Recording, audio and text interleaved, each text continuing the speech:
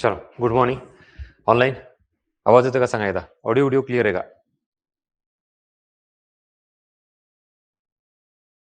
Hello hello.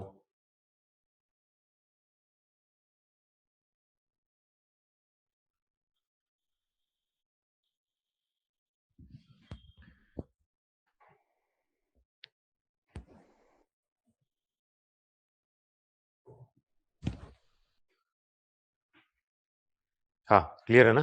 ठीक आहे.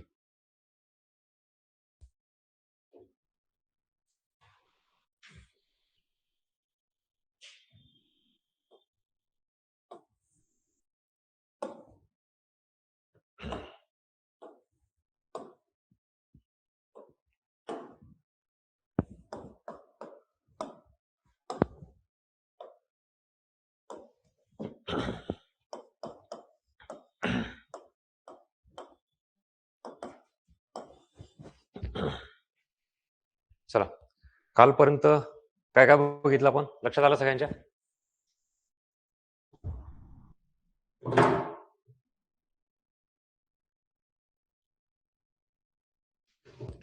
आणि परत सांगतो की हे इंट्रोडक्टरी लेक्चर्स बऱ्याच जणांना असं वाटतात की हे कामाचे नाही, आपण डायरेक्ट टॉपिक केले असतील की पुढे गेलो.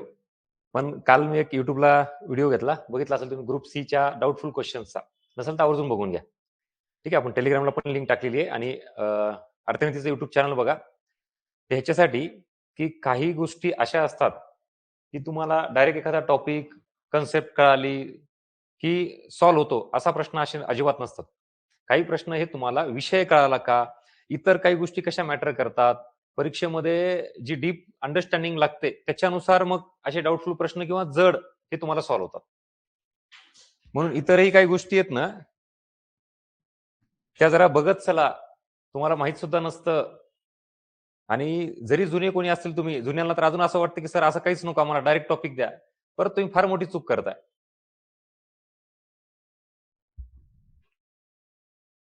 आणि एक गोष्ट तुम्ही ऑब्झर्व केली का, सिनियर कोणी असेल तर बघा, आणि नवीन कोणी असेल तर त्याला सिनियरला विचारा. तुम्ही परीक्षेत तयारी सुरू करताय, समजा फॉर एक्झाम्पल इकॉनॉमिक्स सब्जेक्ट आहे, तर पहिले 2-3 दिवस किंवा 4 दिवस फक्त आणि फक्त इकॉनॉमिक्स, पीवायक्यू सब्जेक्टचं स्वरूप हे समजून घ्यायला एवढा वेळ कधी दिला होता का आजपर्यंत? ह्याच्या आधी जुन्यांनी पण मला आवर्जून सांगा.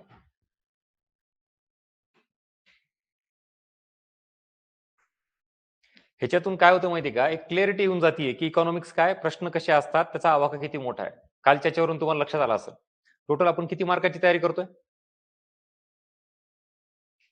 पूर्व परीक्षेला? 20. इकॉनॉमिक्स, कोर इकॉनॉमिक्स किती मार्कांना? 15. आणि मग बाकी सप्लिमेंट काल बघितले आपण. आणि आता मुख्य परीक्षा ज्यावेळेला विचार करू तेव्हा तो आकडा 12 पर्यंत जातो. आणि आता करंट इकॉनॉमिक्स इतर विषयाला एवढं करंट नाही जेवढं कोणाला आहे. हा एक असा सब्जेक्ट आहे की तुम्हाला न्यूज पेपर मध्ये याचं एक डेडिकेटेडली सेक्शन दिसून येतो, बरोबर, करंट इकॉनॉमिक्स बाबतचं. मात्र ह्याचा आवाका काय, इथं मी कोर इकॉनॉमिक्स आणि इकडं करंट इकॉनॉमिक्स. कोर इकॉनॉमिक्स मध्ये काय काय येईल?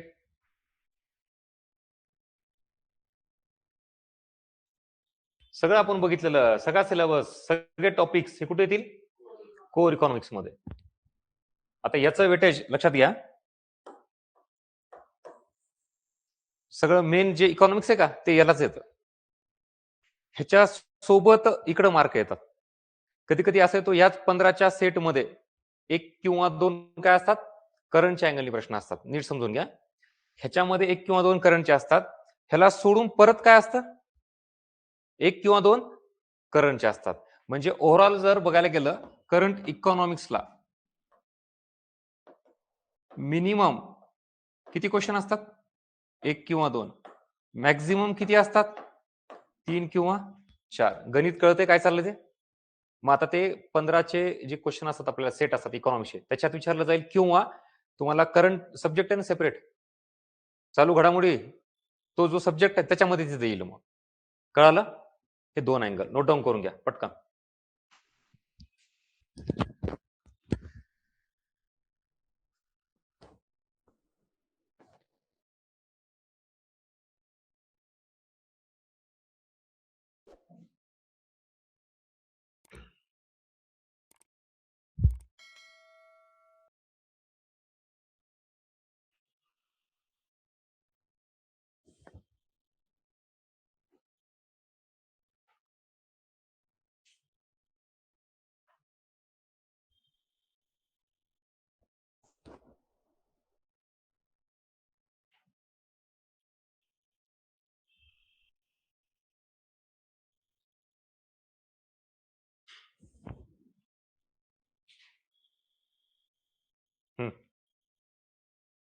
आता करंट मध्ये पण इथं मी आता फक्त करंट इकॉनॉमिक्स जर विचारात घेतलं,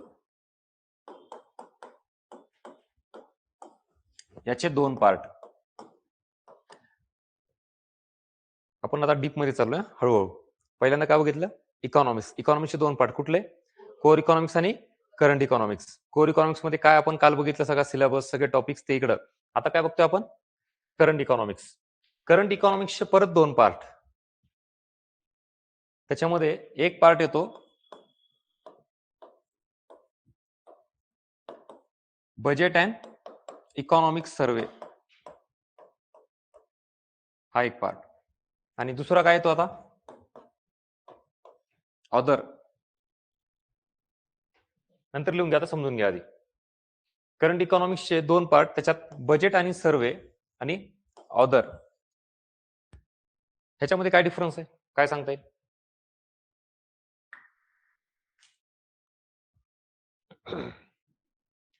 ह्याच्यामध्ये आता अर्थसंकल्प म्हणल्यानंतर हे येईल का, मला याचा न सांगा. अर्थसंकल्प म्हणजे काय? अर्थसंकल्प समतोल तुटीचा, म्हणजे बॅलन्स बजेट, डेफिसिट बजेट, हे येईल का? ती कन्सेप्ट झाली, ते कोर इकॉनॉमिक्स मध्ये येईल. मग आता इथं काय येईल? दरवर्षी जे बजेट जाहीर होतं, आता ह्या वर्षीचं बजेट आणि सर्वे, त्याची सगळी आकडेवारी, त्याचे इनिशिएटिव्ह, ते म्हणजे हे बजेट करंट इकॉनॉमिक्सचं. आणि बजेटच्या संबंधित कन्सेप्ट म्हणजे कोर इकॉनॉमिक्सचं. फरक कळतंय ना? हा. सो इथं आता ह्या वर्षीचं बजेट आणि सर्वे, त्याची सगळी आकडेवारी. इकडे काय येईल?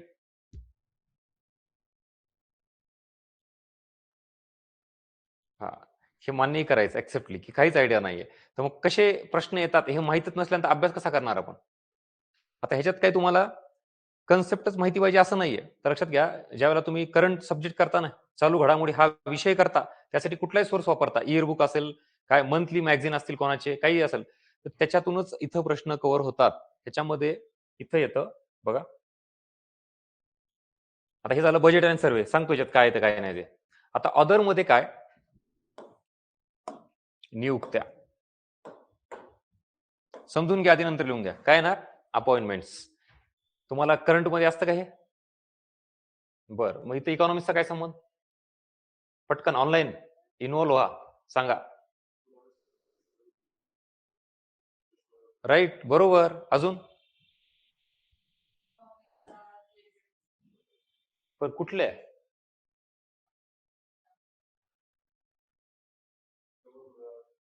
Exactly right. आरबीआयचे गव्हर्नर बदलले, नवीन नियुक्त झाले, आले अपॉइंटमेंट, घ्या इकॉनॉमिक्सचा प्रश्न तयार झाला.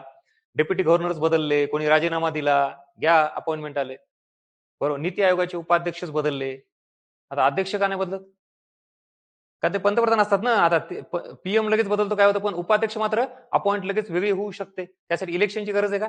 नाहीये. त्यामुळं नीती आयोगाचे उपाध्यक्ष असतील किंवा आरबीआयचे असतील, नाबार्डचे अध्यक्ष बदलले असतील, व्हॉट एव्हर, कुठल्याही नियुक्त्या किंवा एखादी समिती नवीन नेमलेली असेल, समितीचे अध्यक्ष म्हणजे अपॉइंटमेंट.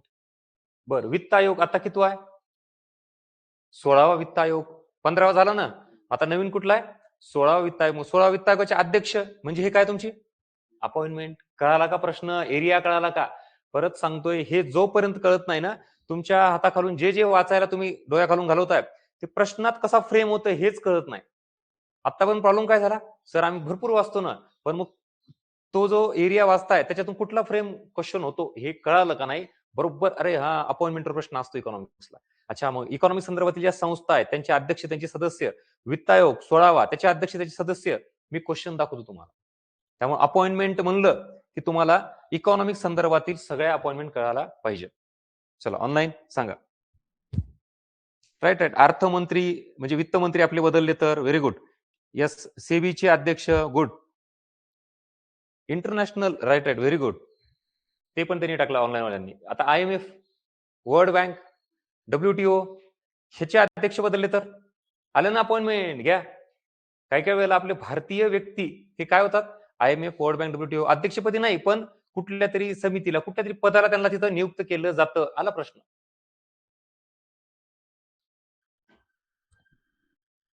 पहिला पॉईंट क्लिअर झाला. आता इथून पुढे करंट सब्जेक्ट वाचताना इकॉनॉमिक संदर्भात जी काही असेल अपॉइंटमेंट तो एरिया कव्हर कराल का, ह्याच्यासाठी कोर कन्सेप्टच लागते. काय संबंध आहे का, तो व्यक्ती आहे ना. आला पाठ करायचं झालं. नेक्स्ट. समित्या आणि आयोग, तेच आता आपण जे बोललो होतो. नवीन कुठली समिती स्थापन केली, वित्त मंत्रालयाने स्थापन केली असेल, RBI ने स्थापन केली, व्हॉट एव्हर. नवीन इकॉनॉमिक संदर्भात दारिद्र्य मोजमापासाठी असेल, बेरोजगारी मोजण्यासाठी असेल, अजून कुठल्याही गोष्टीसाठी समित्या, पोर्टल्स आणि ऍप्स ह्याच्यावर प्रश्न वाढायला लागलेत. आणि फक्त इकॉनॉमिक संदर्भातच नाही, कधी कधी महिला सुरक्षेसाठी पोर्टल तयार केलं जातं. मग तो इकॉनॉमिकचा पार्ट झाला का, तो अदर सब्जेक्टचा. पण इकॉनॉमिक संदर्भात काही RBI ने पोर्टल तयार केलं. आत्ताच तो अंतर्दृष्टी प्रश्न आला होता. POQ बघितले का, ह्या कंबाईनला जस्ट आत्ता RBIचा इनिशिएटिव्ह तो आला होता. मग नवीन असं कुठलं पोर्टल, काय ऍप असेल, ते कोणी तयार केलं आणि कशासाठी तयार केलं, त्याच्यावरचे प्रश्न आहेत. बुक्स, एखादं कुठलं बुक नवीन लॉन्च झालं असेल, किंवा एखादा व्यक्ती फार जास्त चर्चित आहे, त्यांनी कुठली तरी पुस्तकं लिहिलेली असतील, ते अर्थतज्ञाचे बुक्स. पुरस्कार, आता याच्यामध्ये कुठला पुरस्कार येईल, भारतरत्न, तो पुरस्कार येईल का, नाही येणार. तो तुम्हाला वेगळ्या याच्यात करंट संदर्भात कुठला पुरस्कार येईल, आपलं इकॉनॉमिक संदर्भात कुठला येईल पुरस्कार. तुमचा व्ह्यू तयार करतोय मी, लक्षात घ्या. हे प्रश्न का विचारतोय, तुम्ही कुठल्या अँगलनी बघितलं पाहिजे आणि इकॉनॉमिक्सचा कंटेंट कसा उचलायचा. चला online. Yes exactly, very good. Economic बाबत नोबेल पुरस्कार. मग तुम्ही सर मग फक्त इकॉनॉमिक्सच करायचा का, बाकी करा ना तुम्ही. मी इकॉनॉमिक्स बद्दल सांगतोय, बाकी नोबेल पण आहे का नाही, कशा कशाचे नोबेल करा तुम्ही आता करंट मध्ये. आणि ते कधी कधी सुरू झालाय. बरं ह्या वर्षी कोणाला भेटला, बरं इकॉनॉमिक्सचा पहिल्यापासून होता का, नव्हता, नंतर सुरू केला इकॉनॉमिक्सचा. मग ते नोबेल पुरस्कार अर्थशास्त्रामध्ये मिळाला, तो करंटचा पार्ट प्रश्न डायरेक्टली आलेला आहे. मग पुरस्कार, निधन वार्ता. आता एखादा अर्थतज्ञ आहे, आता मागे मनमोहन सिंग, MS स्वामीनाथन, डायरेक्टली प्रश्न आहे आला लगेच परीक्षेमध्ये. बर तुम्हाला सर मग आता हे एवढा सगळा एरिया आम्ही कुठून करायचा. अजून आता जर तुम्ही बॅच लावली आहे तर विषय संपला. हे सगळं मटेरियल काय होईल, रेडीमेड तुम्हाला मिळणार आहे. प्रत्येक गोष्ट मी पूर्ण, हे पोर्टल्स आहेत ना, पोर्टल्स आणि ऍप पूर्ण इकॉनॉमिक संदर्भात कंपाईल करून रेडीमेड तुम्हाला PDF मिळणार आहे. फक्त काय करायचं, झेरॉक्स काढायचं आणि अभ्यास करायचा. इकॉनॉमिक संदर्भातील समिती आणि आयोग सगळ्या करंट मिळतील तुम्हाला. अपॉइंटमेंट सुद्धा आता रिसेंट करंट कुठले आहेत त्याची पूर्ण लिस्ट मिळेल. इंटरनॅशनल लेवलच्या संस्था वेगळ्या, नॅशनल लेवलच्या आणि इव्हन महाराष्ट्राच्या सुद्धा तुम्हाला मिळतील. म्हणून तुम्ही जे प्लॅटफॉर्म जॉईन केले त्याच्यामध्ये आता तुम्हाला फक्त काय करायचंय, अभ्यास करायचा आहे. एक ना एक गोष्ट जी इथं सांगतोय ती सगळी तुम्हाला मिळेल विथ अपडेटेड ऑनलाईन. कळालं. त्यामुळे तुम्ही हे कुठून सर्च करायचं, सर काय करायचं. आता तुम्ही करंटचा सोर्स वापरत असाल ना कुठला तरी सब्जेक्ट करण्यासाठी, चालू घडामोडी सब्जेक्ट करण्यासाठी, त्याच्यात सगळं दिलेलं असतं. इकॉनॉमिक्सचं एवढं डिटेल दिलेलं नसतं, मोजकच काहीतरी दिलेलं असतं. म्हणून मी ते वेगवेगळ्या सोर्स मधून कंपाईल करून तुमच्यासाठी देणार आहे. नोबेल पुरस्काराचं एक पूर्ण 2-3 पेजेसचं काहीतरी कंपायलेशन आहे बघा. किती जणांनी डाउनलोड केलेलं आहे. आता तुम्ही आपलं अर्थनीचं टेलिग्राम चॅनल बघा, नोबेल सर्च करा, तुम्हाला कलरफुल व्यवस्थित सगळा नोबेल जागेवर मिळेल. येऊ द्या प्रश्न, आपल्या त्या पीडीएफच्या बाहेर जाणार नाही. चला इथपर्यंत क्लिअर झालं का, ऑनलाईन काय चाललंय कळतंय का, करंट इकॉनॉमिक्सचा अँगल क्लिअर होतोय का, चला सांगा पटकन.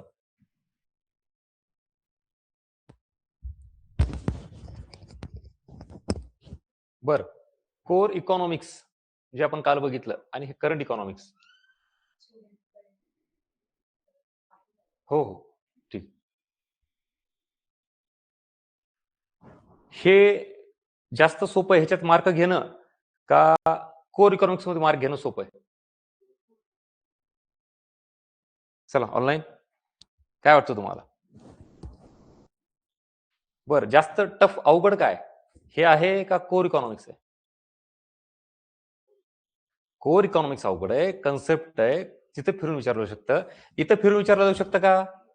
इथं तुम्हाला सरळ सरळ, आता तो प्रॉब्लेम कुठे आहे सर, ना आम्हाला हे प्रश्न येत नाही, तो तुमचा प्रॉब्लेम आहे ना, तुम्ही परफेक्ट करत नाहीत. समजा हा, आता नोबेल पुरस्कार या वर्षी कोणाला मिळाला, काय त्याची 2-3 नावं असतात, ते 3 नावं पाठ केल्यानंतर तुम्हाला काय प्रॉब्लेम यायला पाहिजे का? प्रॉब्लेम येतो कोणामुळं? तुम्ही अर्धवट अभ्यास करता.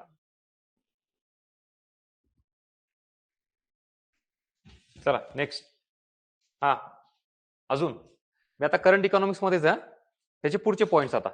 हे काय आता महत्वाचे दिनविशेष, ह्याच्यात काय करंट इकॉनॉमिक्सचं काय येईल, इकॉनॉमिक्स बाबत काय येईल याच्यात? चला ऑनलाईन, काय लिंक लागते का?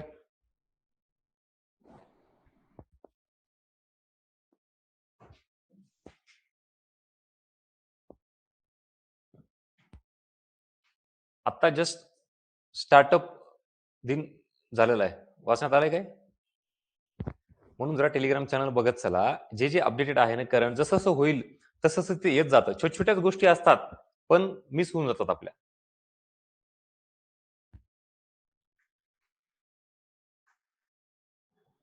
आता याच्यामध्ये तुम्हाला महत्वाचे दिनविशेष, एकतर जसं आता सांगितलं तसं स्टार्टअप दिन कधी साजरा केला जातो, आला ना. इतर तुम्हाला आहेत ते विषय, मी इकॉनॉमिक्स बद्दल सांगतो तुम्हाला, किंवा राष्ट्रीय सांख्यिकी दिन साजरा केला जातो. मग तो आला का प्रश्न? त्याच्यानंतर समजा उदाहरणार्थ काही संस्था आहेत, त्यांना 50 वर्ष पूर्ण झाले, 70 वर्ष पूर्ण झाले, 80 वर्ष पूर्ण झाले, तशा स्वरूपात पण तो येतो. क्लिअर?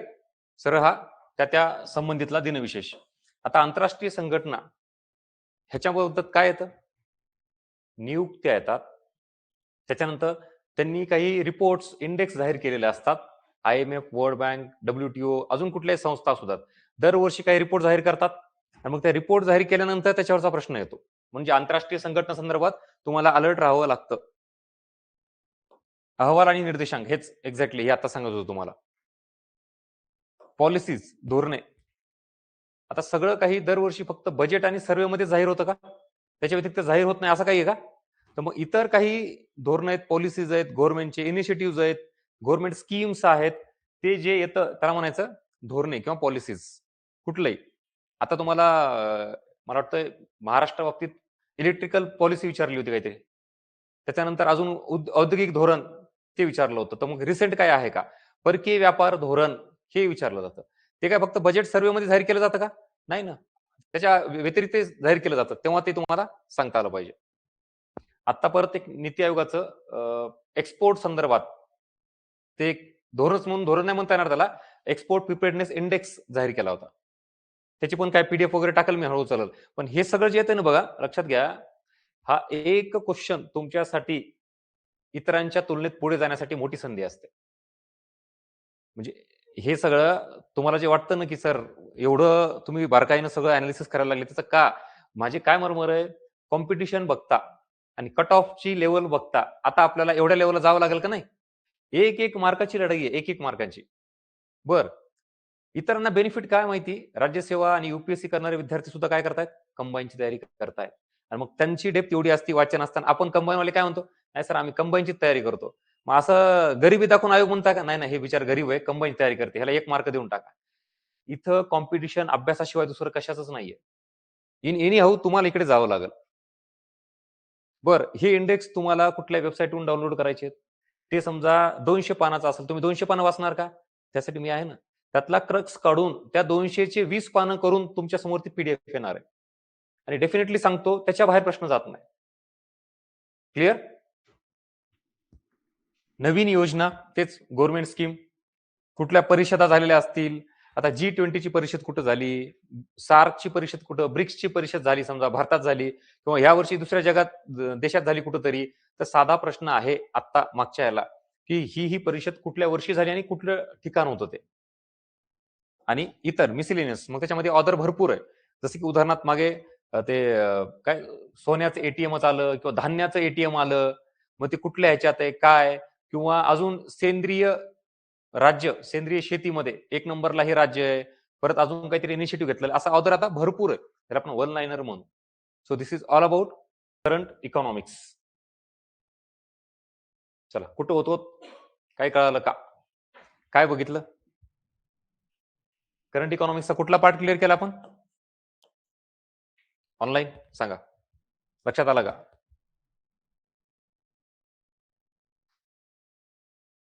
आता इथून पुढे काहीही वाचण्यात येईल, काय करणार तुम्ही आता? इकॉनॉमिक्स सोबत लिंक लावता येईल का?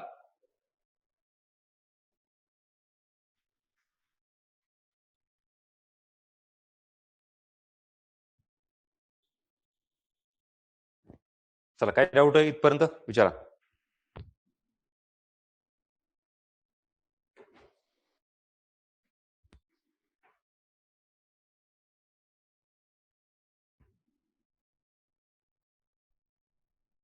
आता या बजेट आणि सर्वे, सगळ्यात जड पार्ट, अवघड आणि न समजणारा. त्यातही कंबाईनची तयारी करणारे विद्यार्थी ह्याच्या 10 पावलं लांब असतात, 10 फूट लांब असतात. नकोच, बजेट आणि सर्वे सोडून बोला म्हणा सर. आत्ताचा झालेला पेपर घ्या, मागच्या काही वर्षांची पेपर घ्या, एका एका पेपरमध्ये बजेट आणि सर्वेवर आता किती प्रश्न यायला लागलेत? मिनिमम 2 प्रश्न, कधी कधी मजाक नाही. द्या ना एखादे प्री द्या, एका मार्कावरून प्री जाऊ द्या, तुम्हाला त्याचं महत्व कळेल. जर 2 प्रश्न 3 प्रश्न तुम्हाला बजेट देत असेल, बरं विषयाचा काय प्रॉब्लेम माहिती का, हे जे डॉक्युमेंट असतं बजेट आणि सर्वेचं, हे जातं जवळपास 500 प्लस पेजेसचं मिनिमम सांगतो. डिपेंड, त्या दिवशी आता प्रत्येक वेळेला फिक्स असतं का एवढाच पानाचं काढतो म्हणून गव्हर्नमेंट नाही, पण मिनिमम 500 पानं बजेट आणि सर्वे मिळून कधी कधी 800-1000 वर आकडा जातो पेजेसचा. एवढे वाचायचे का? तर एवढे वाचून कुठला डेटा कामाचा आहे, कुठला नाही, कुठला परीक्षा काहीच माहिती नसतं, म्हणून ह्या भानगडीत पडत नाहीत आपण. पण ह्याच्यासाठी पण अजून सोल्युशन काय, दरवर्षी पूर्ण बजेट आणि सर्वेवर प्रॉपर आपलं लेक्चर असतं, जे की आता होणार आहे. आणि मी त्या दिवशी कम्प्लिटली बॅचला 2-3 दिवस पूर्ण ऑफ घेऊन ह्याची प्रिपरेशन करतो. ते डेटा काढावं लागेल ना मला, का आलं बजेट आणि वाचून दाखवलं नुसतं? म्हणजे अख्खा हा 500-600 किंवा 700 पानाचा डेटा कंझ्युम करावा लागतो मला, प्रोसेस करून सेपरेटली काढावा लागतो, आणि त्याची प्रॉपर पीडीएफ तुम्हाला मिळून जाईल आणि त्याच्यावर लेक्चर पण होईल. म्हणजे हे तुम्हाला स्वतः करायचं का काही? काहीच नाही. पण ह्याच्याकडे दुर्लक्ष करू नका. जेवढी काही आता मी नोट स्वरूपात पीडीएफ तुम्हाला देईल आणि जे लेक्चर घेईल ते सिरियसली ऐका. लिटरली समजा 3 प्रश्न आले, 3 पैकी 2 तर तुमचे अटेम्प्ट होणारच आणि बरोबर येणार. 3ला 3 यायचे चान्सेस आहेत. आता हे सगळं इथं कोर इकॉनॉमिक्सला लागू करायचं म्हणलं तर काय करता येईल? आता इथं अर्थव्यवस्थेचे क्षेत्र, कृषी, उद्योग आणि सेवा. मग बजेट आणि सर्वेमध्ये काय दिलेलं असतं? ह्याची आकडेवारी दिलेली असते, की आता समजा भारताचं राष्ट्रीय उत्पन्न 100 रुपये फॉर एक्झाम्पल, त्या 100 रुपयामध्ये ह्याचे 60 रुपये आहेत, ह्याचे काहीतरी 30 रुपये आहेत, आणि मग उरलेले ह्याचे. म्हणजे एकूण जीडीपी मध्ये सेक्टर वाईज कॉन्ट्रीब्युशन कोणाचं कमी आहे, कोणाचं जास्त आहे, हे कुठून कळतं? बजेट आणि सर्वे. ह्याच्यावर डायरेक्टली प्रश्न येतो तुम्हाला. जीडीपी ग्रोथ रेट, राष्ट्रीय उत्पन्न, एकूण आकडा आणि सेक्टर वाईज त्याचं कॉन्ट्रीब्युशन. सेम हे झालं जीडीपीचं, राष्ट्रीय उत्पन्नाचं. रोजगार निर्मिती, सर्वाधिक रोजगार निर्मिती कुठल्या क्षेत्रामधून होते, सर्वाधिक रोजगार कुठल्या क्षेत्रात गुंतलेला असतो, याची आकडेवारी पण कुठे मिळते? बजेट आणि सर्वे. दारिद्र्य, सेम परत आकडेवारी. काय सांगता येतं सरकार इथं? आम्ही एवढ्या एवढ्या लोकांना दारिद्र्यातून बाहेर काढलं, आम्ही दारिद्र्यातून एवढे लाख लोक बाहेर निघाले, देशातील गरिबीचं प्रमाण एवढं कमी झालं, जे काय असेल ते. आता ते आपल्याला झालं नाही झालं चेक करायचंय का आपल्याला? काही संबंध नाही. सरकार म्हणतं ठीक आहे. त्याच्यानंतर बेरोजगारी, आता सांगितलं मी. काय रोजगार निर्मितीचे आकडे, बेरोजगारीचे आकडे ते जाहीर करतं, ते बघायचं आपल्याला. सार्वजनिक वित्त हा टॉपिक तर सगळ्यात याला जास्त इम्पॉर्टन्स आहे. म्हणजे आपण अर्थसंकल्प कोर इकॉनॉमिक्स मध्ये बघतो, त्या कन्सेप्ट बघतो, तर मग त्या सगळ्या गोष्टी इथे लागू करतात. जसं की आता राजकोषीय तूट ही कन्सेप्ट आहे, महसुली तूट, भांडवली तूट ही कन्सेप्ट आहे. पण ह्या वर्षी राजकोषीय तूट किती आहे ही कुठं करणार? बजेट आणि सर्वे मध्ये. म्हणून ह्या दोघांची सांगड घालायची. नुसतं राजकोषी तूट कन्सेप्ट माहिती असून चालत नाही. तुम्हाला जर आकडेवारी विचारली तर मग गेला प्रश्न. म्हणून करंट इकॉनॉमिक्स गरजेचं आहे. हे तर सगळ्यात महत्वाचं आहे. इन्कम टॅक्स त्याचे स्लॅब विचारलेले आहेत. किती लाख रुपयापर्यंत इन्कम टॅक्स सूट आहे त्याच्यामध्ये, म्हणजे तुम्हाला इन्कम टॅक्स लागतच नाही. तो आकडा आधी 3 लाख होता, पुन्हा 4-5 केला, पुन्हा 7 केला, आता 11-12च्या आसपास आहे. तिथपर्यंत इन्कम टॅक्स लागत नाही. त्याच्यानंतर मग पुन्हा स्लॅब सुरू होतात. मग ते स्लॅब किती आहेत इन्कम टॅक्सचे? डायरेक्ट बजेट अँड सर्व्हे मध्ये दिलेले असतात. 5%, 10, 15, 20% असं जे काय आहे ते विचारले तुम्हाला परीक्षेत प्रश्न, म्हणजे टॅक्सेशन. पण कोर इकॉनॉमिक्स म्हणलं तर काय येणार प्रश्न? प्रत्यक्ष कर, अप्रत्यक्ष कर म्हणजे काय ही कन्सेप्ट. प्रत्यक्ष करामध्ये कोणाचा समावेश होतो? Income tax, corporation tax. अप्रत्यक्ष करामध्ये कशाचा समावेश होतो? जीएसटी. मग ही कन्सेप्ट काय तर कोर इकॉनॉमिक्स. पण आता इन्कम टॅक्सचा रेट किती आहे म्हणलं तर करंट इकॉनॉमिक्स. आणि ते कशात मिळतं? बजेट अँड सर्वे. काय चाललंय कळतंय का? हे इम्पॉर्टंट पार्ट आहे. परत नका सांगू की सर साधा प्रश्न होता, बजेट अँड सर्वे मधून आला. दोन्हीही गोष्टी माहिती पाहिजेत, कन्सेप्ट पण आणि त्याचा करंट अपडेटेड डेटा पण, जो कुठून मिळतो? बजेट आणि सर्वे मधून. मी दोन्ही अँगलनी तुम्हाला हे सांगतोय. आता महागाईचा अख्खा टॉपिक कन्सेप्टवर तुम्हाला विचारला जातो. महागाई कशी निर्माण होते? अर्थव्यवस्थेत चलन पुरवठा वाढवल्यामुळे. मग चलन पैसा, महागाई कोण कंट्रोल करतं? आरबीआय. मग मौद्रिक धोरण आलं. मग सगळा तो कोर इकॉनॉमिक्सचा पार्ट आहे. आता इथं काय असणार आहे? आता महागाई किती आहे? त्यातही CPI, consumer price index, WPI, wholesale price index. अशा दोन्हीही गोष्टींचे आकडे दिलेले असतात. ग्राफ दिलेला असतो. महागाई वाढत चालली आहे का कमी होत चालली आहे? सीपीआय जास्त आहे का डब्ल्यूपीआय जास्त आहे? ते इथं. दोन्ही एकमेकांबाबत इथं कन्सेप्ट आणि करंट डेटा हे परीक्षेत विचारला जातो. परकीय व्यापार. आता इथं clear cut BOP, BOT concept आहेत कोर इकॉनॉमिक्स मध्ये. व्यवहार तोल काय, व्यापार तोल काय, आयात काय, निर्यात काय, परकीय गुंतवणूक म्हणजे काय, एफडीआय ही कन्सेप्ट झाली. मग इथं काय असणार? या वर्षी भारताची सर्वाधिक आयात कोणत्या देशाकडून झाली? सर्वाधिक निर्यात भारताने कोणत्या देशाला केली? हे सगळं कशात असणार आहे? परकीय व्यापारामध्ये. एफडीआय म्हणजे काय? कोर इकॉनॉमिक्सचा पार्ट आहे. पण या वर्षी एफडीआय भारतात किती झाली? कोणत्या देशाकडून आली? कोणत्या क्षेत्रात झाली? ही आकडेवारी कुठे मिळणार आहे? बजेट अँड सर्वे मध्ये. So this is all about budget and survey. दोघात फरक काय बरं? चला लिहा, वही पेन काढा. कुठल्या दोघात फरक म्हणतोय मी? बजेट अँड सर्वे मध्ये आणि ऑदर मध्ये काय जाणवलं? लिहा पटकन ऑनलाईन आणि सांगा मला. एवढं सगळं ऐकलं ना, काय लक्षात आलं? काय फरक आहे?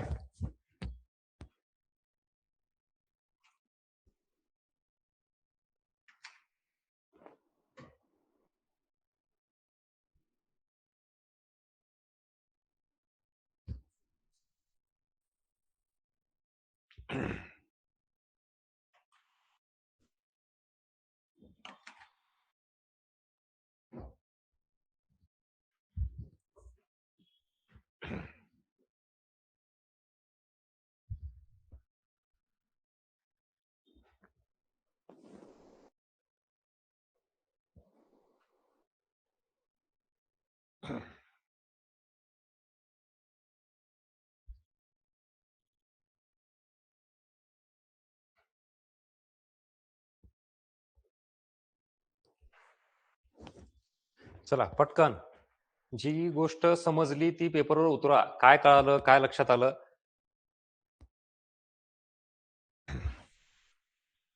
याचं महत्व आता कळणार नाही. जसशी बॅच पुढे जाईल, जसं तुमचं वाचन वाढल, मग कळल सर काय जादू झाली ही, कसं कळायला लागले आम्हाला सगळं ऑटोमॅटिक. त्यामुळे या सुरुवातीच्या गोष्टी सिरियसली घ्या. जुन्या विद्यार्थ्यांची सगळ्यात मोठी चूक आहे की सुरुवातच डायरेक्ट वाचनापासून करतात, टॉपिक पासून करतात.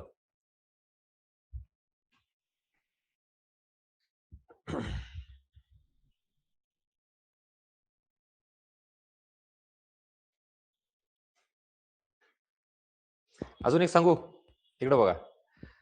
म्हणजे मी परत काय म्हणतो, परत जुन्या विद्यार्थ्यांनी काय चुका केलेल्या आहेत, त्यांना असं वाटतं की सर हे गरजेचं नाही, हे इंट्रोडक्शन हे समजून घेणं. कन्सेप्ट आणि करंट हे एका नाण्याच्या दोन बाजू आहेत.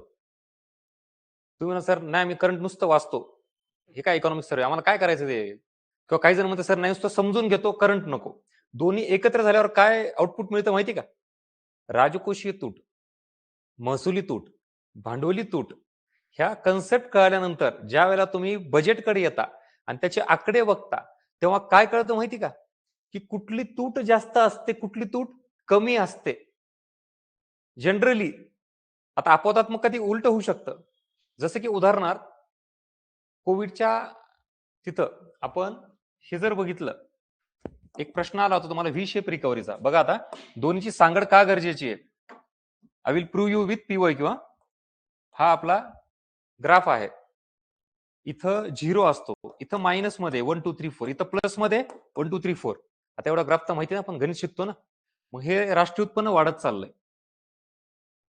आता राष्ट्रीय उत्पन्न वाढत चाललंय. कोविडच्या अगोदर कोविडची लाट आली, लॉकडाऊन झालं, राष्ट्रीय उत्पन्न काय होणार, कमी होणार. हे मायनस मध्ये गेलं. मायनस मध्ये गेल्यानंतर फर्स्ट वेव्ह, सेकंड वेव्ह सगळं झालं आणि मग पुन्हा बऱ्यापैकी सगळी परिस्थिती कंट्रोलमध्ये आली, लॉकडाऊन ओपन झालं आणि परत इकॉनॉमिक ऍक्टिव्हिटी सुरू झाल्या, वस्तू व सेवांचं उत्पादन सुरू झालं, डिमांड सुरू झाली, इन्व्हेस्टमेंट सुरू झाली. म्हणल्यानंतर ग्रोथ काय होईल, परत वाढेल का नाही. हा शेप कसला आहे, व्ही शेप. मग इकॉनॉमी कशी रिकव्हर झाली, व्ही शेप मधली रिकव्हर झाली.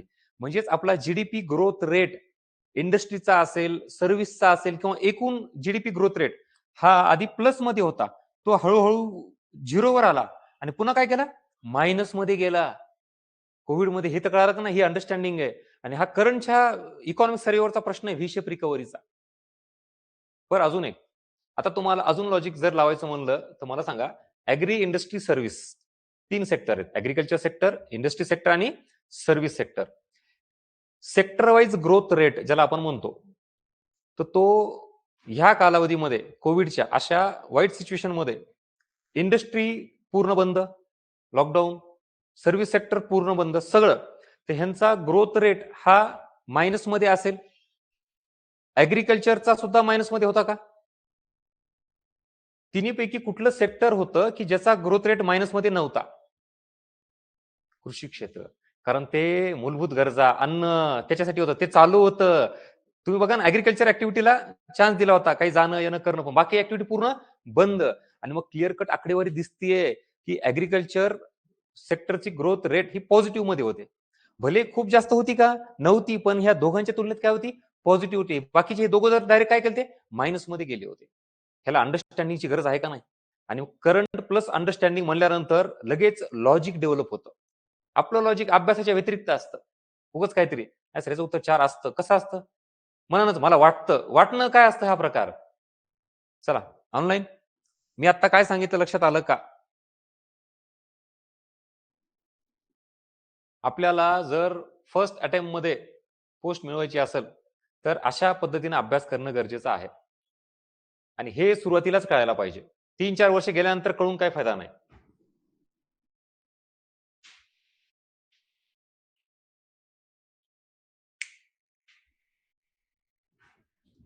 चला.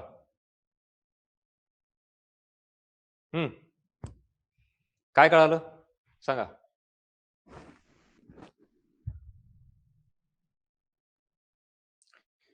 कन्सेप्ट आधारावर चालू घडामोडी, कन्सेप्ट लिंक होते करंट डेटा सोबत, राईट राईट व्हाईस वर्सा, तेच सांगितलं आता मी. Exactly, very good. हा,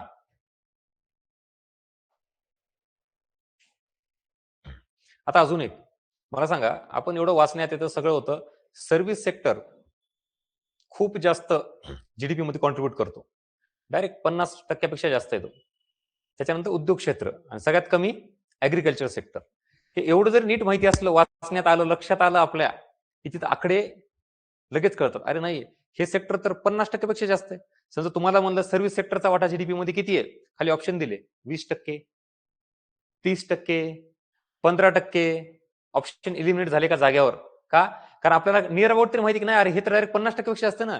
जीडीपी मध्ये सर्वाधिक वाटा कोणाचा आहे, सर्व्हिस सेक्टरचा. आपण ते जीडीपीच्या टॉपिक मध्ये ते बऱ्यापैकी कन्सेप्ट शिकू, जसं काय काय नाही, म्हणजे कन्सेप्ट आणि करंट तुम्हाला मॅच होतं. उगाच असं वाटतं की सर एवढी आकडेवारी मी कधी पाठ करणार, हाच तर प्रॉब्लेम आहे तुम्हाला. तुम्ही फक्त आकडेवारीकडे फोकस केलात तर जड जाईल प्रकरण.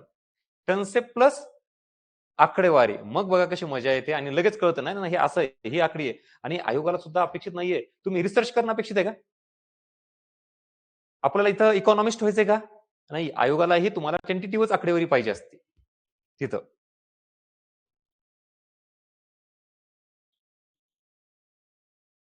हा, आणि ह्या एक्झॅक्टली ह्या दोघात फरक काय? हे म्हणजे एका वर्षी म्हणजे एका एका वर्षाचं म्हणतात बजेट हे काय असतं? एका आर्थिक वर्षाचं असतं सगळं.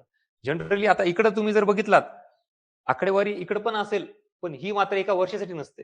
जसं की कुठली पॉलिसी आहे, कुठलं धोरण आहे, काय जाहीर केलं सरकारने, ते 2 वर्षासाठी असू शकतं, 3 वर्षासाठी, 5 वर्षासाठी असू शकतं. किंवा इथे सुद्धा आयात निर्यातीचे आकडे येतात.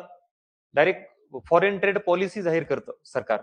फॉरेन ट्रेड पॉलिसी ती ह्याच्यामध्येच असते असं नाहीये, ती सेपरेट पॉलिसी जाहीर होते. आणि तिथं मग आयात निर्यात एफडीआय संदर्भात काहीतरी 3-4 वर्षाची आकडेवारी जाहीर केलेली असती मागची, किंवा आम्ही पुढे 3-4 वर्षात काय करणार आहोत त्याच्याबाबत हे केलेलं असतं. इकडे येतं. आणि इकडे अजून काय येतं? नियुक्त्या असतील, अजून काय असेल इकडं? पुरस्कार, समित्या, म्हणजे इकडचा डेटा सगळा. किंवा एचडीआय, ह्युमन डेव्हलपमेंट इंडेक्स, ऐकले का तुम्ही? मानव विकास अहवाल निर्देशांक, तो कुठे येतो? तो बजेटमध्ये येतो का? जाहीर होतो का? नाही ना. त्यामुळे हे असं, हे वेगळं आणि हे इकडचं वेगळं.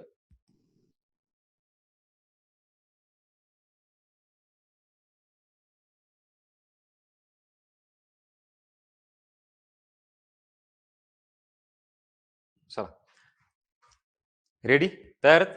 आता हे सगळं जे सांगितलं ना, ते तुम्हाला विथ पीओक्यू दाखवून देतो. करंट मध्ये काय काय करायचं समजलं. Very good. तेच अपेक्षित आहे मला. म्हणजे तुम्हाला क्लॅरिटी द्यायची आहे की इकॉनॉमिक्स काय आहे आणि इकॉनॉमिक्स किती अँगलने विचारला जाऊ शकतो आणि अभ्यास कसा केला पाहिजे. तुम्ही असं म्हणून चालत नाही सर मला कोर इकॉनॉमिक्स मध्ये मार्क आले, करंट इकॉनॉमिक्सला गेला ना मार्क. मग झालं का? 1 वर्ष गेलं का? कळेल तुम्हाला महत्व. आता नाही म्हणलं ना, जेव्हा रिझल्ट जाईल तेव्हा गजानन भस्के आठवतो की सरनी एवढं सांगितलं होतं, मग हातचा मार्क गेला. बघा. हम्म. वाचा प्रश्न, वाचा आणि सांगा मला. ह्याचं उत्तर देणं अपेक्षित नाही. आपण इथं क्वेश्चन आन्सर खेळत नाहीयेत. प्रश्नाचं स्वरूप समजून घ्या आणि कशावर प्रश्न आहे मला सांगा. काय वाटतं हा प्रश्न वाचून?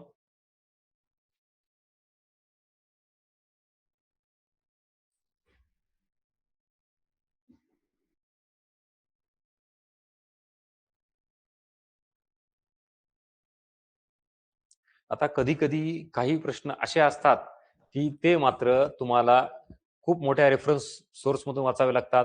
गव्हर्नमेंटचा रिपोर्ट आहे तो पूर्ण वाचावा लागतो. असा एखादा प्रश्न असतोच, त्याच्या मागे पळायचं का? आता उदाहरणार्थ तुम्हाला मागे ते पतसंस्था किती आहेत विचारलं होतं भारतात, सगळ्यात जास्त कुठल्या राज्यामध्ये? करा अभ्यास मग. किंवा भारतामध्ये सर्वाधिक ठेवी असलेली बँक कुठली आहे, किंवा काय? म्हणजे मग ह्याच्या मागे पळायचं का? करंट इकॉनॉमिक्स करणे म्हणजे जर तुम्ही परत इरिलेव्हंट गोष्टी करत बसलात, काही अर्थ नाही. आपल्याला जे जे गरजेचं आहे तेवढंच करायचं. एखादा दुसरा प्रश्न असा आला, लेट इट बी, सोडून द्या. तेवढी आकडेवारी आपल्याला माहिती नसते, करायची पण नाही. त्यामुळं डूज अँड डोंट्स. डूज मध्ये काय येतं? एक्झाम ओरिएंटेड करायचं, जे जे आपण करू शकतो. डोंट्स मध्ये आकडेवारीला लिमिट नाही, इकॉनॉमिक्स आहे. म्हणलं तुम्हाला रिपोर्ट 300-300 पानाचे, 200-200 पानाचे, 800-800 पानाचे रिपोर्ट असतात. मग त्यातला एरिया मोजका जो आहे तो करायचा. बरं, दुसऱ्या एरियावर प्रश्न आला तर येऊ द्यायचं मग. नाही तर मग कर 800 पानाचा रिपोर्ट कर. इकॉनॉमिक्स राहतं बाजूला आणि तू रिपोर्टच तयार करून बसशील सगळा. अखिल भारतीय स्तरावर मार्च 2024 पर्यंत काय होता? मान्यता प्राप्त स्टार्टअप मध्ये वाटा किती होता? म्हणजे हा परत आकडेवारीचाच आहे, पण जरा थोडा आउट ऑफ सोर्स. या इकडं. हा आत्ताचा प्रश्न वाचा. आत्ता परीक्षेला आलेला आहे.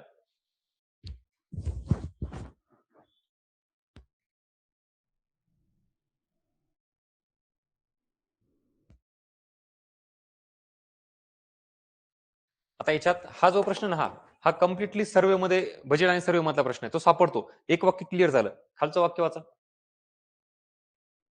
भारताची ज्वारी वगळता तृणधान्याची उत्पादकता इथिओपियापेक्षा जास्त आहे. आता हा प्रश्न वाचून जर तुम्ही अभ्यास करत असाल तर डायरेक्शन चुकताय. एक तिथं आयोगाने काय गोळ घातला बघा. इथं वर्ष विचारलंय, आपण सांगू शकतो. इथं वर्ष आहे का? मग कुठल्या वर्षीची आकडेवारी? बर, अजून एक वर्ष तर विचारलं नाही, तो एक प्रॉब्लेम झाला. दुसरा प्रॉब्लेम आहे, त्याला आपण मिलेट्स म्हणतो, तृणधान्य. हे येतं मिलेट्स. ह्याच्यात येतं काय काय रे? फक्त एकच धान्य येतं का? ज्वारीच येतं का फक्त? ते पण ह्याने ज्वारी सोडून म्हटलंय. मग बाजरी, नाचणी, अजून काय येतं? मग इतर तृणधान्यामध्ये कुठले घ्यायचे? ते मला काय म्हणायचं ते? म्हणजे हा प्रश्नच असा टाकलाय, की ह्याच्यातून काय उत्तर काढणं शक्यच नाही. आणि ह्याच्या आकडेवारीच्या मागे पळायचं नाही. फक्त पहिलं विधान मात्र आपण सांगू शकतो क्लिअर कट बजेट सर्व्हे मध्ये आहे. सेम इकडे पण हे सुद्धा तुम्हाला clear cut economic survey Maharashtra budget हे मिळतं. म्हणजे आता तुम्हाला किती असं वाटत सर आम्ही कुठून करायचं? थोडं थांबा, मिळेल उत्तर आता. येणारं बजेट आहे ना, केल्यावर हे प्रश्न टॅकल होतात. ह्याच्या मागे पळायचं का? हं.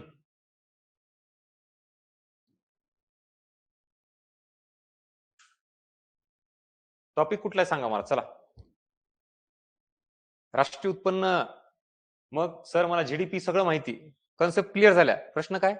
करंटचा आहे. गेला का एक मार्क? जीडीपी संदर्भात हा सुद्धा बजेट आणि सर्वे परत सांगतोय. आत्ताचे लेटेस्ट झालेले पेपर आहेत. तुम्हाला जर वाटत असेल कंबाईनला आम्हाला याची गरज नाही, तर विचार करा तुम्ही.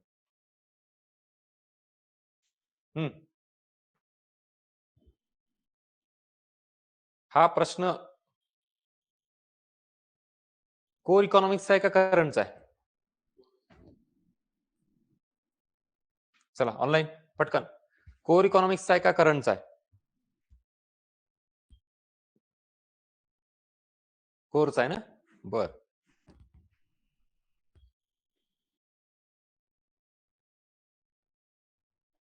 मग हे काय?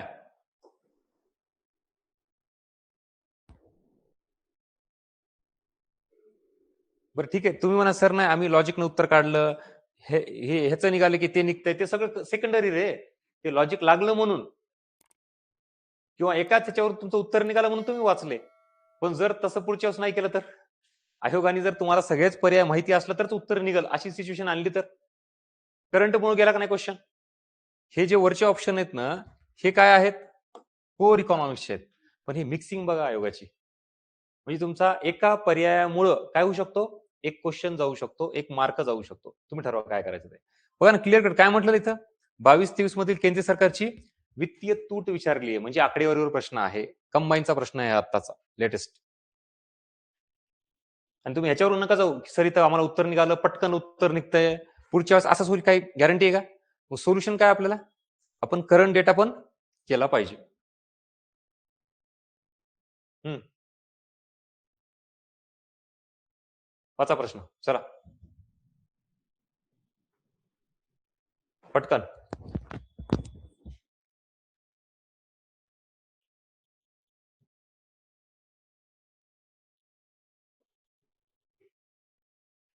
काय विचारलंय क्लिअर कट? डायरेक्ट बजेट आणि सर्वेवर प्रश्न आहेत. For your kind information. Direct त्याच्या आधीची पहिला प्रश्न सर्वेवर होता, तो भारताच्या आणि महाराष्ट्राच्या. आता बजेटवर आहे. दोन वेगळे डॉक्युमेंट असतात, ते पण काय असतात काय नाही सगळं कळलं. पण प्रश्न आहेत कंबाईनला हे लक्षात घ्या.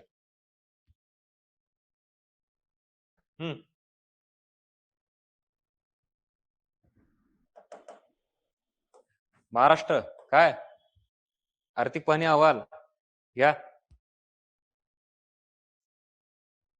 आणि त्याला असं वाटतं सर आम्ही ग्रुप सी तयारी करतो सर आम्हाला एवढं डिटेल गरजेचं आहे का?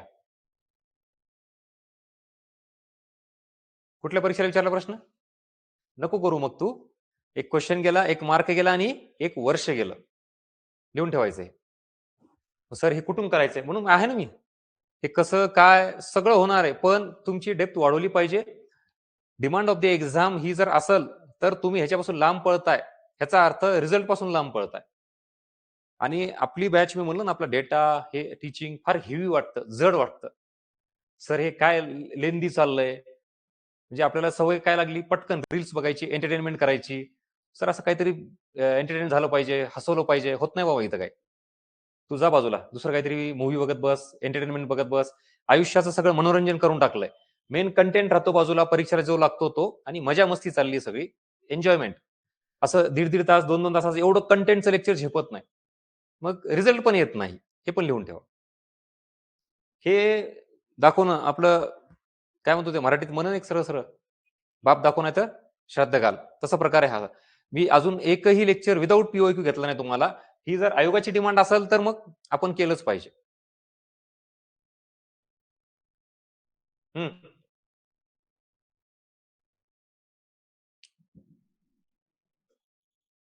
हा प्रश्न काय होता? कर महसुलात. ठीक आहे, महाराष्ट्राच्या आर्थिक पाहणी अहवालावर. हा प्रश्न काय? परत महाराष्ट्राचा आर्थिक पाहणी अहवाल काय आहे? सेंद्रिय शेतीबद्दलचा. हा, group C. Sir budget and survey नाही जमत आम्हाला. नको करू. तू बजेट अँड सर्वे नाही केला तरी चालतंय आणि मग पोस्ट पण यावर्षी नाही मिळणार. काय प्रश्न आहे? भारत सरकारच्या आता केंद्राचं बजेट आलं बघा 24-25 याच्यामध्ये.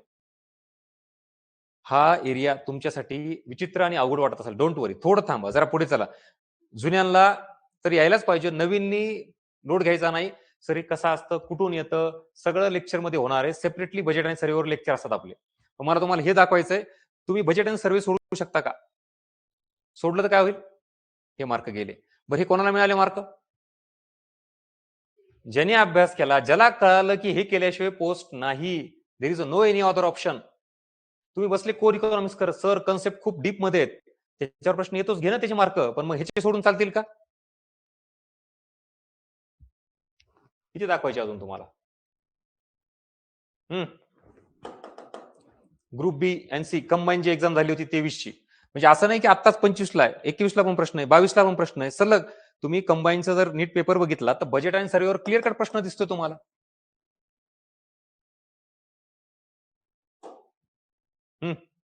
परत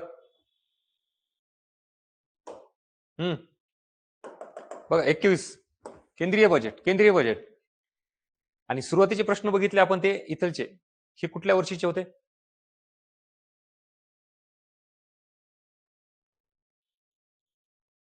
इथून सुरुवात करतो. कुठल्या वर्षीचा आहे तो? 25, म्हणजे आत्ता. कुठल्या वर्षीचा आहे तो? 25. सर्वेवरचा प्रश्न आहे. कुठल्या वर्षीचा आहे तो? बर, हे ग्रुप बी, हा ग्रुप बी आणि हा सुद्धा ग्रुप बी. विचार करा, आता हा सुद्धा 25चा आहे, पण हा कोणाचा आहे? ग्रुप सीचा आहे. हा ग्रुप बी 24, म्हणजे 25ला पण आहे, 24ला पण आहे. असं मागे जात जात आपण आता कुठे चाललोय बघा.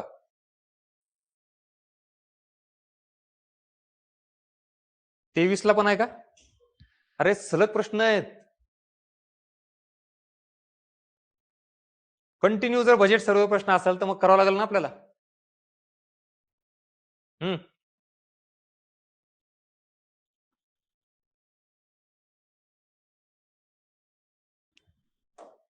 वाचा हा प्रश्न, वाचा.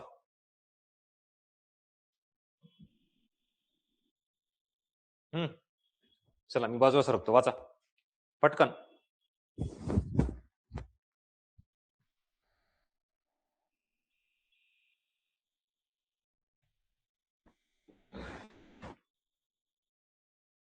काय कळालं?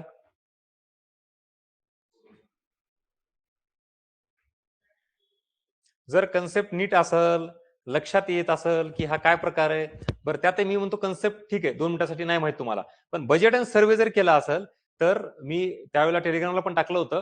ह्याची जी इमेज आहे ह्या सर्वेची, डायरेक्ट ह्या सर्वेच्या इमेज मध्येच ना त्यांनी भारताचं असं हे काढलं होतं सगळं मॅप असा, आणि इथं असं दिलं होतं हे. म्हणजे नुसतं इकॉनॉमिक सर्वेचं कव्हर पेज जरी बघितलं असतं ना आपल्या टेलिग्राम चॅनलवरचं, एक प्रश्न मिळाला असता तुम्हाला. आणि कुठल्या वर्षीचा आहे हा? आता आपण 2026ला जी एक्झाम झाली, आता भले ती मागच्या वर्षीची होती, आता काय झालं काय माहिती का, त्या वर्षी एक्झाम न झाल्यामुळे एक्झामचं वर्ष असतं 2025, झालेली असते 2026, हे लक्षात ठेवा. त्यामुळे तिथं कधी 25 कधी 26 तुम्हाला ते कन्फ्युज व्हायला नको.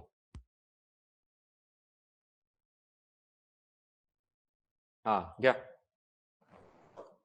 वाचा प्रश्न, वाचा चला पटकन.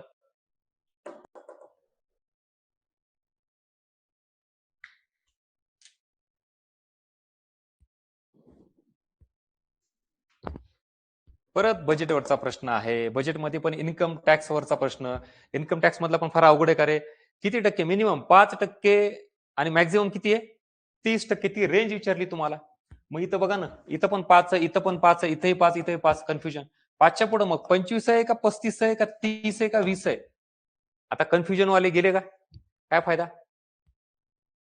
मग बजेट आणि सर्वे.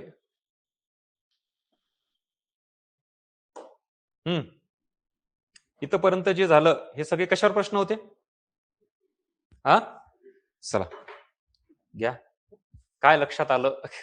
प्रश्नाचं स्वरूप कसं असतं? काय वाटतंय बजेट आणि सर्वे त्याचं इम्पॉर्टन्स? ऑनलाईन भावना व्यक्त करा. जी गोष्ट समजली त्याच्याबद्दल काय वाटतंय त्याचं इम्पॉर्टन्स? मार्क का येत नाहीत? 4-5 वर्ष का लागतायत एमपीएससी मध्ये पोस्ट मिळवण्यासाठी?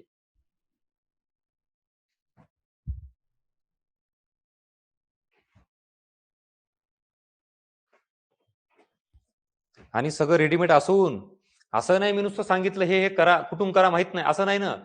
सगळं दरवर्षी बजेट पूर्ण दिलेलं असतं, त्याच्यावर लेक्चर होतं, तरी आपण करत नाहीत म्हणल्यानंतर काय बोलायचं आता?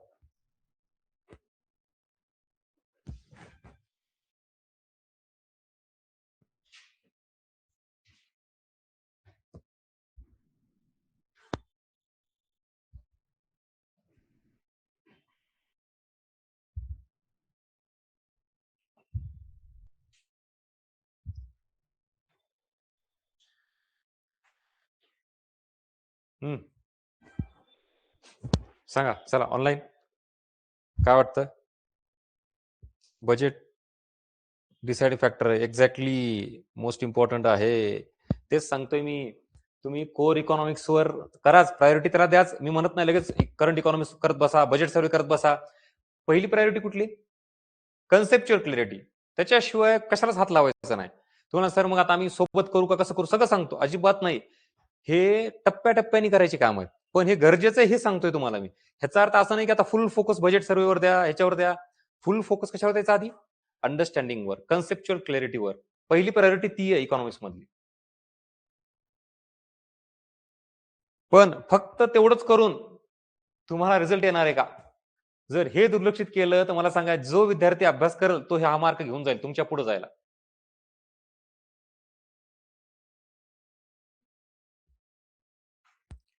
आणि हा एरियाच तुम्हाला डिसाइडिंग फॅक्टर करणार रिझल्टचा.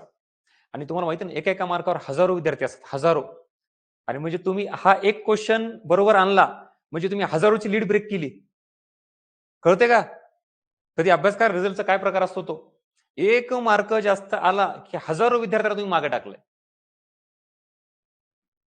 आणि मग बरोबर प्री क्वालिफाय होऊन मेन्सला जाता, मेन्स क्वालिफाय होऊन तुम्ही रिझल्ट काढता, फायनल रिझल्ट. सो हजारोची लीड ब्रेक करायची असेल तर आता साधे सिंपल प्रश्न हे तर आलेच पाहिजे. आता कुठले यायला पाहिजे? काही करंटचे, काही बजेट सर्वेवरचे, म्हणजे बरोबर पुढे जाल तुम्ही. ठीक आहे. आता पुढचे प्रश्न. हा प्रश्न वाचा, काय वाटतं? आता हा बजेट सर्वेवर आहे का? हा करंट इकॉनॉमिक्सचा. आता अदर करंट आहे ना, म्हणजे बजेट सर्वेच्या व्यतिरिक्त पण काय येतं तर हे. म्हणजे आता इथं काय आरबीआयनी काहीतरी इनिशिएटिव्ह घेतला, हे इथं अंतर्दृष्टी असं काहीतरी त्यांनी सुरू केलं. तर कधी सुरू केलं? साधा सिंपल प्रश्न. पण करंटचा. आणि आरबीआय आहे म्हणल्यावर काय येणार? हे करंट इकॉनॉमिक्स. आता तुम्ही अभ्यास काय केलेला असतो? सर आरबीआय ची स्थापनेबद्दल समिती, आरबीआयचं मौद्रिक धोरण, सीआरआर, एसएलआर सगळं केलं. तेही येतं परीक्षेला. पण त्यासोबत काय आलं आता? आरबीआयच्या बाबतीतलं करंट. वाचा.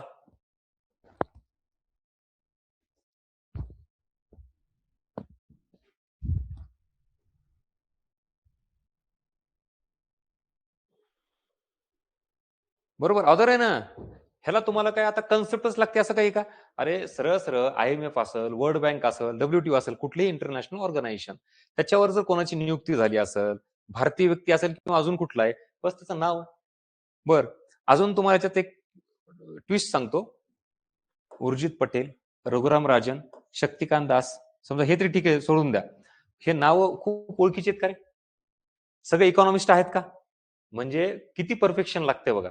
आयोगाने हे ना ऑप्शन दुसरे टाकले असते ना, पण का? सगळे ओळखीचे आहेत, इकॉनॉमी संदर्भात आहेत. आता कन्फ्युजन, कोणी म्हणतं रघुराम राजन, म्हणजे ज्याला नीट माहित नाही तो इकडे जाण्याचे चान्सेस आहेत का नाही? इकडे जाण्याचे चान्सेस आहेत का नाही? का बरं? हे सगळे भारतातील बेस्ट इकॉनॉमिस्ट आहेत, कुठल्या तरी मोठ्या पदावर राहिलेले आहेत आणि सगळे ओळखीचे आहेत. झालं कन्फ्युजन. नाही सर, मला वाटलं शक्तिकांत दास, कोणाला वाटतं नाही सर, मला वाटतं रघुराम राजन. अरे वाटण्यावर परीक्षा पास होत असते का? गेला ना एक क्वेश्चन, एक मार्क आणि एक वर्ष गेलं. हलक्यात घ्यायचं नाही कुठल्याच गोष्टीला. नाही सर, मी इकॉनॉमिक्सवर फार कमांड आणली, तुम्ही मला कन्सेप्ट काही विचार, ते तर घ्यायचं आहे तुला, पण सोबत काय करायचंय? Current economics. ते पण अशा ऑप्शन सहित करायचंय, उगाच ओळखीचे नको. चला वाचा.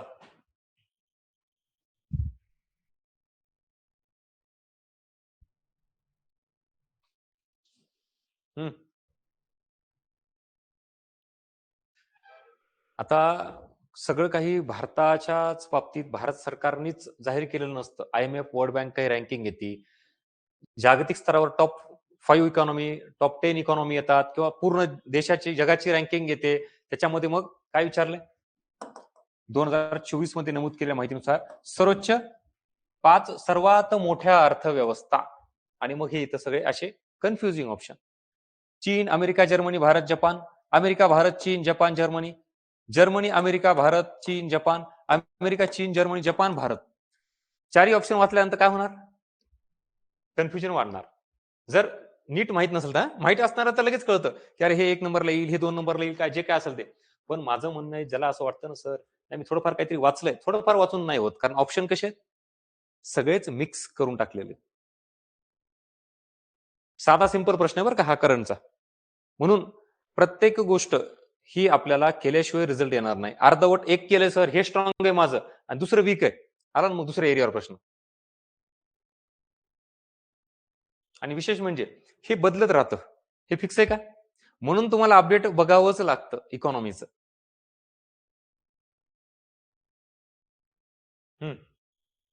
आता असा कुठला अहवाल येतो, मग त्या अहवालावर हा प्रश्न फ्रेम होतो. बजेट सर्व्हेच्या व्यतिरिक्त अदर करंट.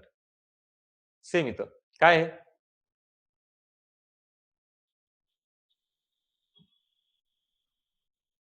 आता इथं एशियन डेव्हलपमेंट बँक त्याच्याबद्दलचं विचारलेलं आहे. पुन्हा हे पोर्टल करंट ऑदर मध्ये. पण ऑप्शन बघा काय ऑप्शन आहे? आरबीआय, नीती आयोग, वित्त मंत्रालय. ऑप्शन कसे आहेत? तिथं काय वाटतं आपल्याला? हे सगळं वाचल्यावर म्हणजे लॉजिक नाव लावणाऱ्यांचं सांगतो हा. ज्याचा अभ्यास नसतं ना ते काय म्हणताय, नाही नाही हे सगळं ना आरबीआय करत असेल कदाचित, आरबीआय महत्वाची संस्था आहे. काही जणांना असं वाटतं नाही नाही फायनान्स मिनिस्ट्री असेल. काही जण मग नीती आयोगाकडे जातील. कन्फ्युजन मध्ये एक मार्क गेला. चला. हम्म. काय आहे? नियुक्ती. इकॉनॉमिक संदर्भात नियुक्त्या 3-4 प्रश्न झाले आताच्या आता अपॉइंटमेंटवर.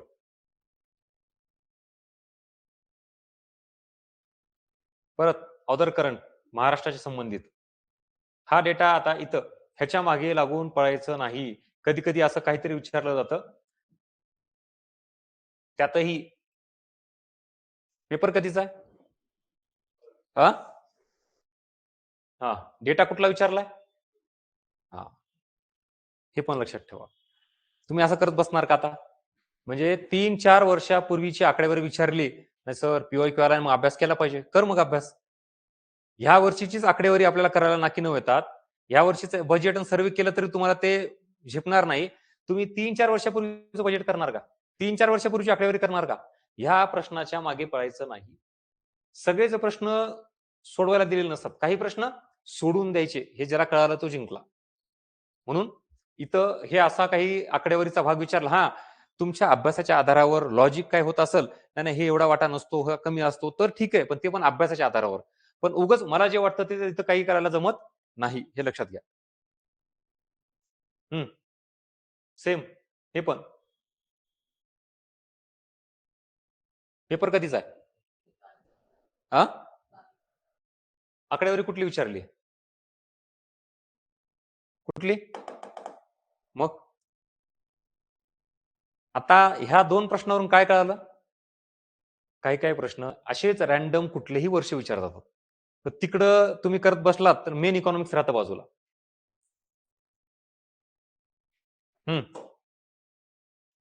पेपर कुठला आहे?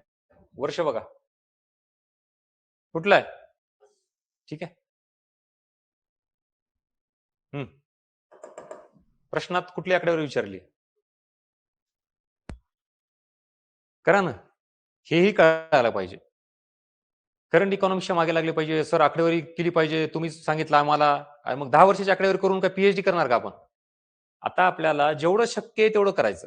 त्याचा अर्थ मागे जायचं नाही असं नाही, जा ना, पण पहिले ह्या वर्षाचं कर. मग अभ्यास झाला असं वाटलं की मग थोडं मागे जा, थोडं मागे जा. पण कितीही जाऊन आकडेवारीवर खेळत बसायचं नाही.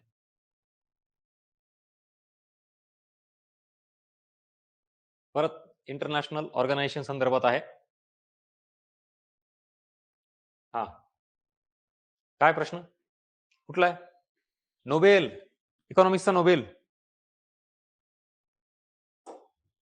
परत समिती करंटच्या बाबतीत. काय प्रश्न आहे? काय विचारलंय? नीती आयोगाचे अध्यक्ष का नाही विचारले? अध्यक्ष कोण असतं? पंतप्रधान असतात. त्याच्यामुळे ते विचारायचं म्हणजे जरी विचारलं तर आपल्याला सांगता येईल ना. म्हणजे पदसिद्ध अध्यक्ष कोण असतात नीती आयोगाचे? पंतप्रधान असतात बाय डिफॉल्ट. म्हणजे आता पंतप्रधान जे आहेत ते नीती आयोगाचे कोण असतात? अध्यक्ष. उद्या समजा हे पंतप्रधान गेले, दुसरं कोण झाले, अध्यक्ष कोण असणार? ते. त्यामुळे ते बाय डिफॉल्ट आहे. पण इथं मात्र ह्यांची काय करावं लागते? नियुक्ती करावी लागते. ते कोणी असू शकतं. आणि म्हणून इथं उपाध्यक्ष आणि खाली ऑप्शन. करंट इकॉनॉमिक्सचा प्रश्न. Yes. So this is all about current economics, other आणि बजेट आणि सर्वे. कन्क्लुजन सांगा. विथ पीओक्यू दाखवलेलं आहे. चला लिहा. ऑनलाईन आणि ऑफलाईन काय लक्षात आलं? कुठं होतोत आणि कुठं आलोत बघा. या इकडं. पटलं का हे? मिनिमम किती प्रश्न आहेत रे? प्रत्येक वर्षी काय? एक किंवा दोन आहेच आहेत. उलट कधी कधी एखादा दुसरा बजेटवर आहे, एखादा दुसरा अपॉइंटमेंटवर आहे, कुठला इंडेक्सवर आहे. अरे तुम्हाला हे 3-4 प्रश्न देतं म्हणजे काय मजा काय? विचार करा. कोर इकॉनॉमिक्सच्या व्यतिरिक्त. बरं मी अजून ह्याच्यामध्ये पॉलिटी अँगल घेतला का? लोकसंख्येवर प्रश्न घेतला का? अरे मग तसं बघितलं आकडा 22-23 वर चाललाय. इकॉनॉमिक्स आणि त्याच्या आजूबाजूचे सब्जेक्ट. बघा हे गणित तुम्हाला कळतंय नाही कळतंय? ऑनलाईन सांगा चला. कन्क्लुजन काय आहे मांडा. 2 मिनिटं वेळ घ्या विचार करायला. ओव्हरऑल आजच्या लेक्चरचा पार्ट विथ पीवायक्यू दाखवलेला आहे. काय लक्षात आलं? स्वतःसाठीच कन्क्लुजन मांडा तिथं. हे किती गरजेचं होतं सुरुवातीलाच कळणं.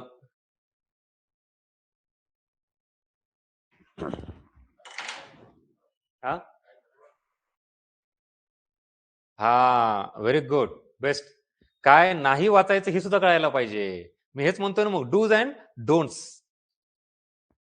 नाही तर सगळं जर पीओकडे धरून करत बसलात, नाही आयोगाची ते स्ट्रॅटेजी लक्षात घ्या. कधी कधी तुम्ही मॅथ रिजनिंग मध्ये पण बघा, फार लेंदी मोठा प्रश्न असतो, ध्यान सुटून हेही कळायला पाहिजे. इगोर नाही घ्यायचं. नाही कसं काय, मी मॅथचा रिजनिंगचा एवढा अभ्यास केलाय, बघतोच कसं काय सुटत नाही. मग आयोगामध्ये तू बघतोच कसा पास होतो. तू ते एकाच प्रश्नात वेळ वाया घालतो. 2 मिनिटं तुझे तिथे खाता येते, पुढचे 10 प्रश्न मरतात. तू पोहोचत नाही तिथपर्यंत का? नाही सर वेळच नाही मिळाला. कोणी सांगितलं मग तुला इथं?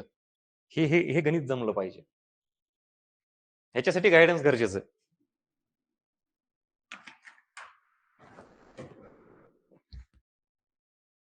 पण हीच तर परीक्षा आहे. बरं तुम्हाला 7 विषय आहेत रे, 7 विषय. 7 विषयाचा आवाका साधा आहे का? म्हणून तुम्ही मग पीएचडी करणार का? म्हणून क्लास का गरजेचा असतो? काय करायचं, काय नाही करायचं. बरं जे करायचं ते पण कशा पद्धतीनं करायचं. खूप खूप गोष्टी आहेत. म्हणजे आम्ही एका एका विषयामध्ये जवळपास 12-13 वर्ष घातलेले आहेत. टीचिंग सांगतोय माझी फक्त इकॉनॉमिक्स मधली.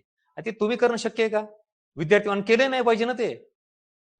म्हणून तर गायडन्स घेतलं की कळतं हे एवढं असं आहे, मोजकं आहे, करा, व्हा पुढं प्री मेन्स आणि बाहेर पडा पोस्ट घेऊन. चला ऑनलाईन.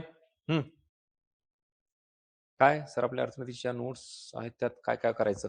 हा, अर्थनीती मार्फत आपण जे काही नोट्स देतोय ना, एक तर इकॉनॉमिक्स गाईड बुक असेल आपलं, ते त्या सोबत सप्लिमेंटरी सगळं मग त्यातही सांगतो ना, त्या वेळेला टप्प्याटप्प्याला आपण जे ती नोट्स तुम्हाला देईल तेवढं करायचं. आता आवाका फार मोठा आहे. काही गोष्टींना लिमिटेशन्स करून पण चालणार नाही. तुम्हाला असं वाटत असेल, सर मग आम्ही कोर इकॉनॉमिक्स म्हणजे इकॉनॉमिक्स गाईड पुस्तक पण करायचं, बजेट सर्वे पण करायचा, तेवढं तर करावंच लागेल ना. काही काही विद्यार्थ्यांचं काय असतं, सर मग ह्याच्यातलं फक्त मोजकच काय करू सांगा. आता तेवढं मोजकं पण नाही. म्हणजे मी ऑलरेडी नाही करायचं सांगितलं, पण जे करायचं ते पण मोठंच आहे ना, ते करावंच लागेल तुम्हाला. चला सांगा. Exactly, right right. करंटमध्ये पण नक्की काय असतं, कुठले पॉइंट्स, कुठले हेडिंग, कसे करायचं, कुठली जुनी आकडेवारी करायचं का, काहीतरी रॅन्डमली विचारलं जातं ते करायचं का, काही नाही गरज. आपल्या आवाकाच्या बाहेर काहीतरी असणारच आहे, ते सोडून द्यायचं. पण जे आपल्या आवाकात आहे ते तरी परफेक्ट करायचं ना. जसं की आता उदाहरणार्थ समजा तुम्हाला नियुक्त्या विचारल्यात, नियुक्त्यामध्ये तुम्हाला हे आवाकाच्या बाहेर आहे का रे? फक्त आपला प्रॉब्लेम काय येतो, उर्जित पटेल, रघुराम राजन, हे सगळं सारखं वाटायला लागतं. मग तिथं खरी लढाई आहे आपली.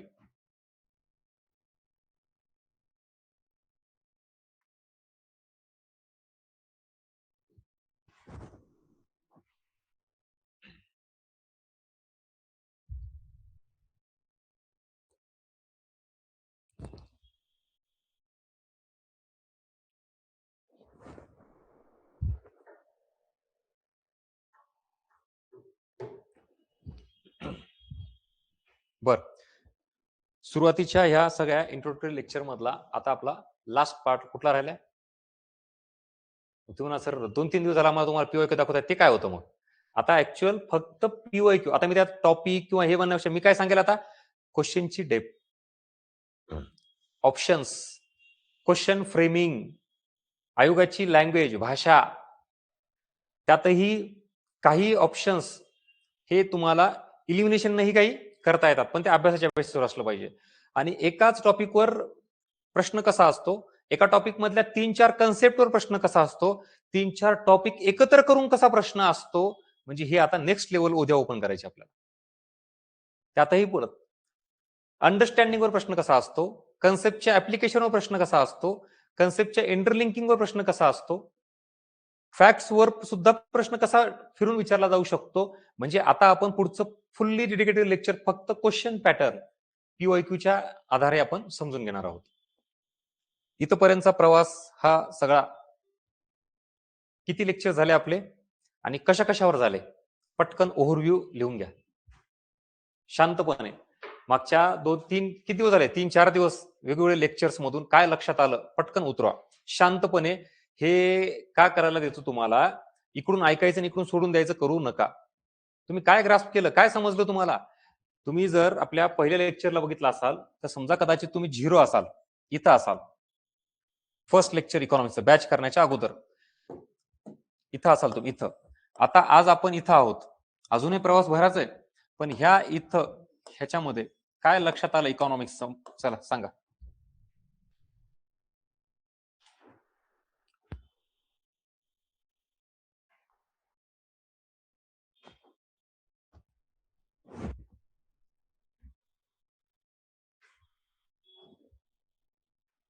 आणि उद्या ह्याच्यातला लास्ट लेक्चरचा डेमो असेल आपल्याला, मग मात्र डायरेक्ट कंटेंट स्टार्ट.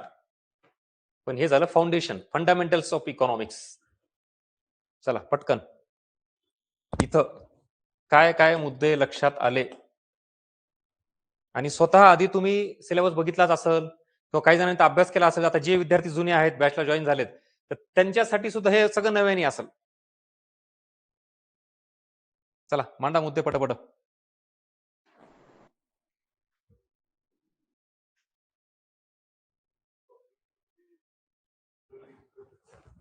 बरोबर, ठीक आहे. म्हणजे टॉपिकचा ग्रुप असला पाहिजे, उगाच रॅन्डम टॉपिक वाचून चालत नाही. ऍक्च्युअल प्रीला कुठले टॉपिक आहेत, मेन्सला कुठले आहेत, कॉमन टॉपिक कुठले आहेत.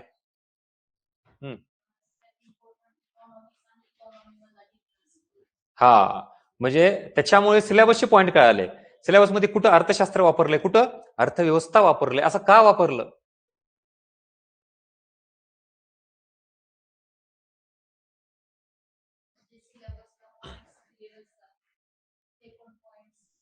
हा सगळ्यात महत्वाचं, तुम्ही सिलेबस मधले टॉपिक बघूनच अभ्यास करत असाल तर त्याच्या व्यतिरिक्त टॉपिक आहेत ना, ते पण आपण डिकोड करून दिलेत. चला काय syllabus decode interlinking of concept sequence core plus current. Yes right good. Current मध्ये येस हा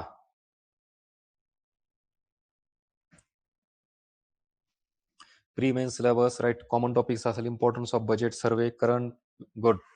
हे कन्क्लुजन आहे सगळं.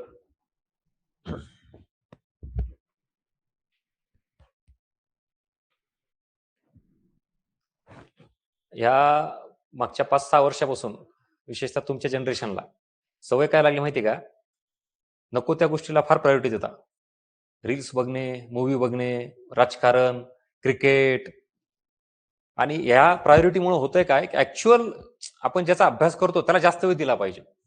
तुम्हाला मला वाटतं ते 2020 मॅच तरी समजा ठीक आहे कमी वेळेचा असतो, भारी वाटतो बघायला. वन डे मॅच म्हणजे ते बघायला सुद्धा तुम्ही हे करता, किंवा वन डे सुद्धा 2020 जरी असेल तरी 4-5 तास 6 तासाचा मॅच असतो ना, बरोबर. दोन्ही इनिंग म्हणून तिथं 5 तास 6 तास आपल्याकडे पेशन्स असतात, मजा असते. पण एखादी बॅच, एखादा सब्जेक्ट, एखादं लेक्चर तेवढ्या पेशन्सनी इंटरेस्टनी आपण जर केलं ना, तर एका वर्षात फर्स्ट अटेम्प्ट मध्ये पोस्ट निघू शकते. थोडी इंटेन्सिटी आपली पाहिजे, कॉन्सन्ट्रेशन तेवढं पाहिजे. चलो काय आजपर्यंत जर नक्की सिलेबस काय आहे, कोणते टॉपिक आहेत, कोणत्या टॉपिकवर क्वेश्चन विचारले जातात, क्वेश्चन विचारले ना. Okay yes right. म्हणजे हीच क्लिअरिटी नव्हती आतापर्यंत आपल्याला. इकॉनॉमिक्स काय, प्रीला काय, मेन्सला काय, टॉपिक नेमकी किती आहेत, करंटचं काय, क्वालिटी अँगल, लोकसंख्या, भरपूर. आणि आता उद्या तर अजून याचा शेवट आहे. हो बरोबर. फार मोठा हवा काय करंटचा. उद्या आता ह्या सगळ्यांचं कन्क्लुजन मध्ये अजून काही गोष्टी एवढ्या अनलॉक होतील. येस एक्झॅक्टली, हे म्हणजे इकॉनॉमिक्स कळेल. कारण आता सगळ्या गोष्टींचा आढावा आता एकाच गोष्टीत राहिला, तो म्हणजे पूर्ण पीओक्यू. आता मी काय केलेत, सिलेक्टेड जे समजून सांगतो त्याच्याबद्दल पीओक्यू होते. आता तसं नाहीये. आता उद्या ओव्हरऑल तुम्हाला जवळपास 30-40 त्यापेक्षा जास्त पीओक्यू घेईल वेगवेगळ्या एक्झामचे, आणि मग वेगवेगळ्या ह्या टॉपिकला लिंक करून. उद्याचं लेक्चर अजिबात मिस करू नका इन एनी हाऊ उद्या.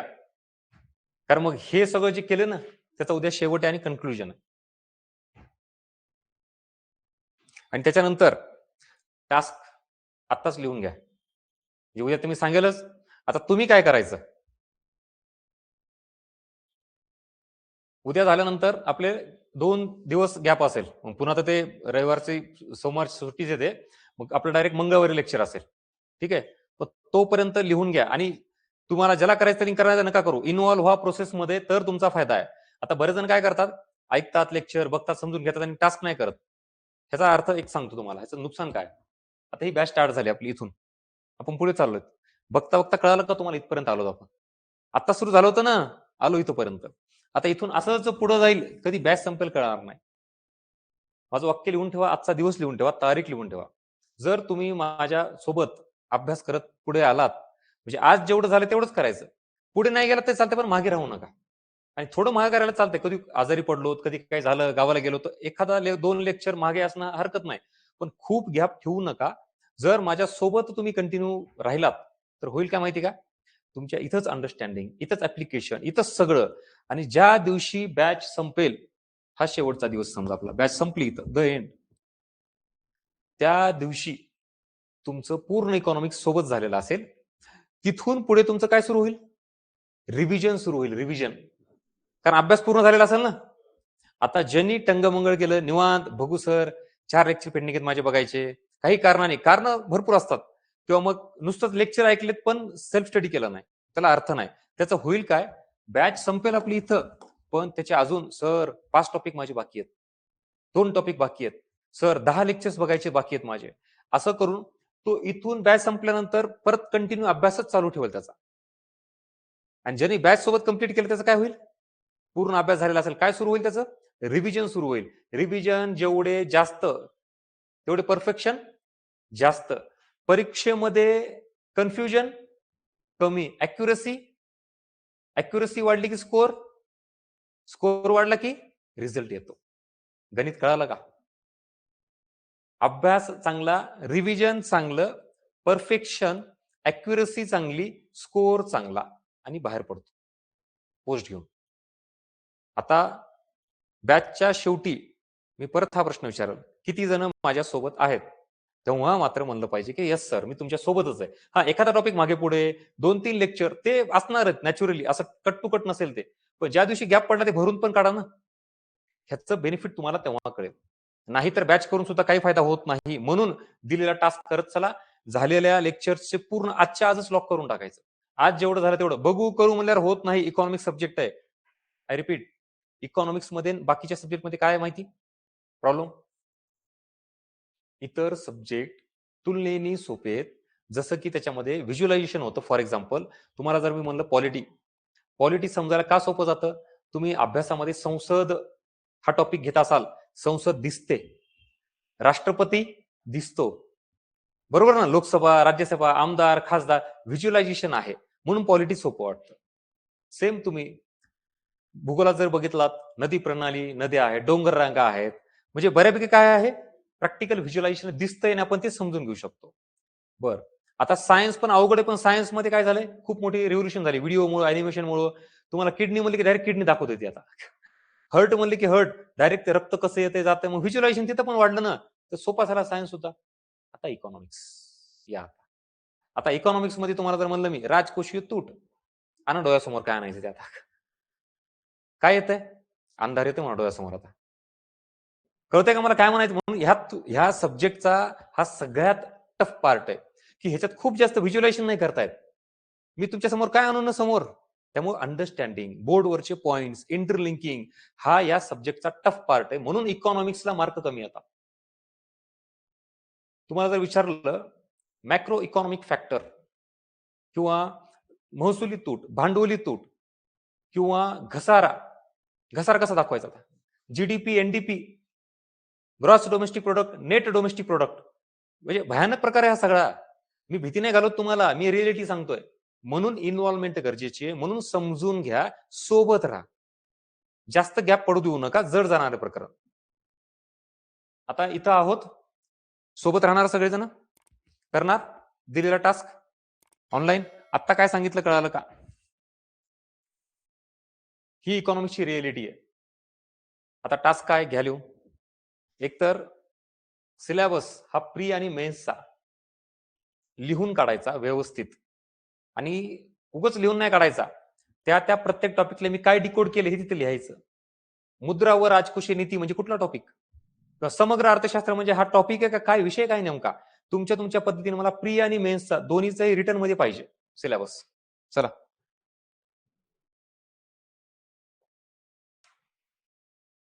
आणि मी सुरुवातीला काही दिवस सांगेल तुम्हाला हे करा ते करा, पुन्हा मागे लागत बसणार ना तुमच्या. मी करा म्हणून सांगेल, तुम्हाला करायचं नका करू, तुमची चॉईस आहे ती.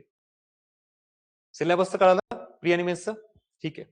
करंट इकॉनॉमिक्स आणि बजेट आणि सर्वे ह्याच्याबद्दलचे काही मुद्दे सांगितलेत, काय केलेत तुमच्या पद्धतीने तुम्ही ते डिकोड करा. प्रश्नाचं स्वरूप, कुठले कुठले पॉइंट्स आहेत,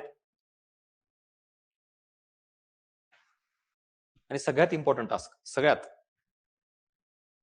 पीवायक्यू. मागच्या किमान 3 ते 4 वर्षाचे तरी पीवायक्यू बघा. किमान 5 वर्षाची बघितली तर फार आनंद. बर, तुम्हाला सर आता आम्हाला काहीच येत नाही तर काय पीवायक्यू बघायचे? दोघांसाठी पण सांगतो. जुने विद्यार्थी असाल तर तुम्हाला सगळंच कळतं. तुम्ही आता नव्याने पीवायक्यू बघा, मी म्हणतो म्हणून. तुम्हाला काय त्यातून दिसतं, काय बाहेर येतं, हे लिहून काढा. मला त्याचे उत्तर पाहिजेत का? नका सांगू सर ह्या प्रश्नाचं हे उत्तर आहे, मग हा प्रश्न. मला काय अपेक्षित आहे तुमच्याकडून? तो राष्ट्रीय उत्पन्न टॉपिकवर प्रश्न आहे का दारिद्र्यावर आहे का बेरोजगारीवर आहे? तो कन्सेप्टवर आहे का तो फॅक्ट्सवर आहे का तो करंटवर आहे? हे अनालिसिस करू शकता का नाही आता? एवढं तरी करू शकता का नाही? बस तो प्रश्न वाचायचा आणि तुमच्या पद्धतीने मला अनालिसिस करून पाहिजे. तुम्हाला आता पीवायक्यू भलेही ते सॉल्व्ह करता येणार नाही, सोडवता येणार नाही, पण किमान पीवायक्यू कळेल का नाही हे मला म्हणायचं. त्याची डेप्थ वगैरे काही न कळू द्या तुम्हाला. तो कुठल्या टॉपिकवर आहे, करंटवर आहे का कन्सेप्टवर आहे का फॅक्ट्सवर आहे, किमान एवढं सेग्रिगेशन करा. चला, करणार का?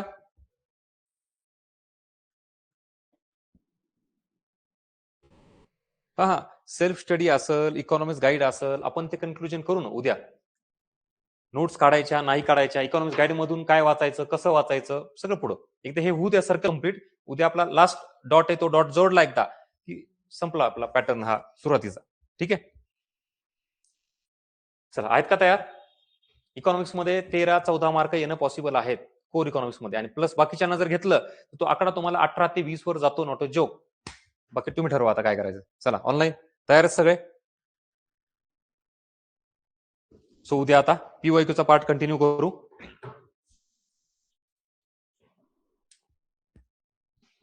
तुम्हाला 2 दिवस आहेत, 2-3 दिवस त्याच्यामध्ये हे टास्क करणार. मंगळवारी आपलं लेक्चर, मला सगळं रेडी पाहिजे तुमच्याकडून. चल थांबायचंय ऑनलाईन.